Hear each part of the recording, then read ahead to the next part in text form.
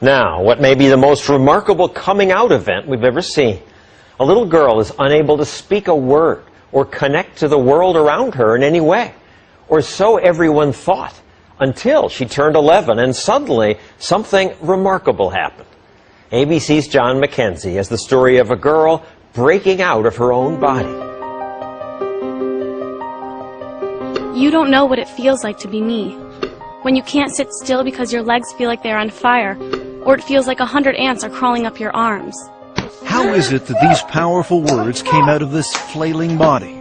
People look at me and assume I am dumb, because I can't talk. Something extraordinary happened to this 14-year-old who was written off as mentally deficient, something that may help unlock the mysteries of a baffling disorder. What do I want?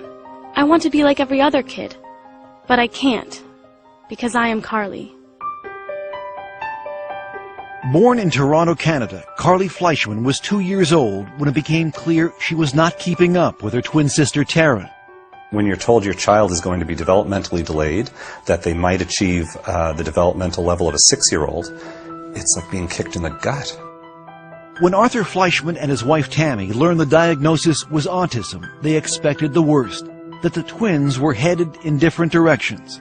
And how bad did it get for Carly, those first few years? Awful. Part of her delays prevented her from walking, from sitting up. It was clear that Carly, like most autistic children, was lost in her own world, perpetually swimming underwater. And all the doctors would say, you're the parent. You should do as much as you feel you need to do for this kid. Carly, stand up. The Fleischmans were on their own.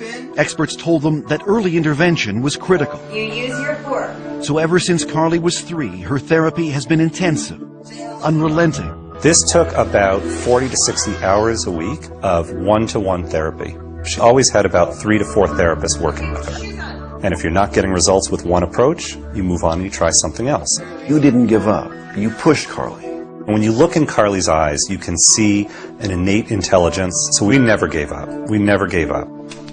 But if there was intelligence, Carly's ceaseless rocking, flailing arms, and tantrums hid any trace of it. Worse, she couldn't speak. Not a word. I did not have any expectation that she would have a fluent form of communication.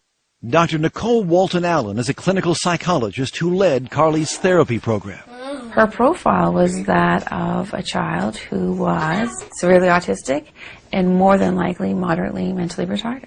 And did you ever think about institutionalizing her? We had friends saying, you know, you've been plugging away, spending thousands of dollars on therapy. You're not really seeing the progress. So, of course, you start thinking about, should she be in a group home? But you decided against it.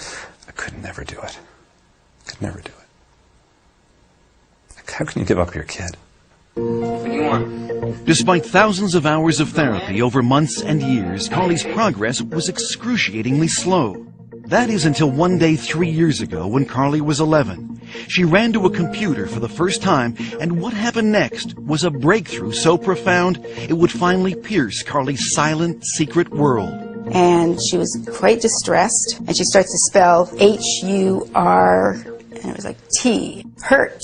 And then a little bit later on, she spells H-E-L, and we kind of pushed her to finish, and she puts P, so she spells help. Afterwards, she sort of got up, went behind the couch, and she threw up. What are you cheering? Barbara Fenton Nash is one of Carly's longtime therapists. So what did this tell you? It told us that there was a lot more going on there than we knew. And to us, that was a breakthrough moment because we hadn't specifically taught her the words. And at first, we didn't believe it. Knowing this child for 10 years and never seeing her write a thing, of course you're going to be skeptical.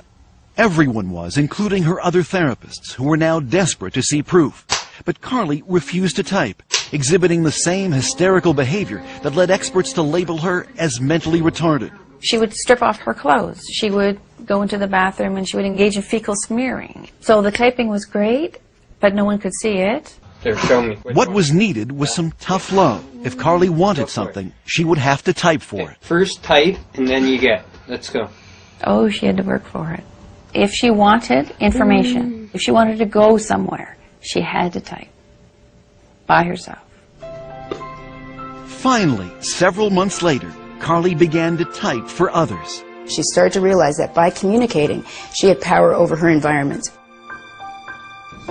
And what came through her finger, typing one letter at a time, with fluency no one could believe, was astonishing. I am autistic, but that's not who I am. Take time to know me before you judge me. I am cute, funny, and like to have fun. Through her torrent of words, Carly began to unravel the mysteries behind her often wild behavior. Like banging her head. Because if I don't, it feels like my body is going to explode. It's just like when you shake a can of Coke. If I could stop it, I would, but it's not like turning a switch off. I know what is right and wrong, but it's like I have a fight with my brain over it. Use your words. And Carly was not shy about expressing her desires and frustrations. I want to be able to go to school with normal kids, but not have them getting upset or scared if I hit a table or scream. I want something that will put out the fire. We were also horrified because for years we had spoken in front of her as if she wasn't there. Now, for the first time, Carly was able to have conversations with her parents. You think you can write back to Dad? I want to go on a snowmobile. Can we do it? Will you go on one? I think it would be fun. So here's your daughter, and finally you get to meet her. Mm-hmm. What was that like? Overwhelming. Overwhelming. I stopped looking at her as a disabled person. You promised. Did you lie to me? And started looking at her as a sort of sassy, mischievous teenage girl. I want people to know that no one is telling me what to say, and I don't have a hand up my butt like a puppet. Carly has been very clear that she sees herself as a normal child, locked in a body that does things that she has no control over. Side by side with her twin sister Taryn, it would be easy to dismiss Carly as intellectually challenged. That is, until you ask her a question. Carly, why do autistic kids cover their ears, flap their hands, hum, and rock? It's a way for us to drown out all sensory input that overloads us all at once.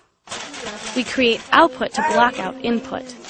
Carly's brain, unlike most people's, is overwhelmed by the senses of sight and sound, taste and smell. Our brains are wired differently. We take in many sounds and conversations at once. I take over 1,000 pictures of a person's face when I look at them. That's why we have a hard time looking at people. The one thing she can control is when and where she'll type. Oh, this is John. This is John. And usually she needs to be motivated. Finish up. You're doing great.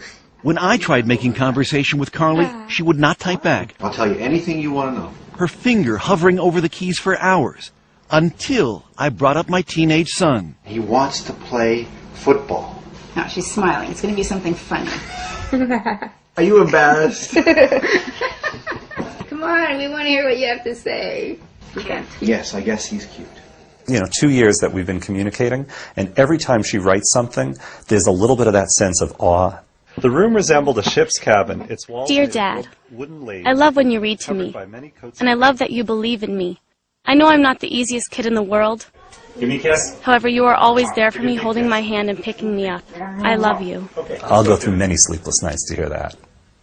I'll spend every penny we have to hear that. Was there one writing in particular that left a lump in your throat?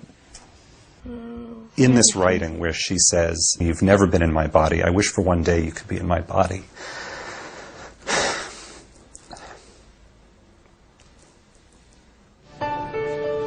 A year after we first met Carly, she is happier, calmer, more independent. Come on, let's get this in the pan. She's even writing a novel. I think that humankind is just oblivious to things that have been around for many years. She also has her own internet blog and twitters regularly, answering questions from people all over North America. I think Carly knows that she now has a voice that can help other kids. Now she looks at herself as someone who can make a mark on the world. And that's got to be life-changing. What do you hope for Carly now? I want her to be happy. I want her to have dreams and goals and accomplish those goals in spite of her challenges. I think the only thing I can say is don't give up. Your inner voice will find its way out. Mine did.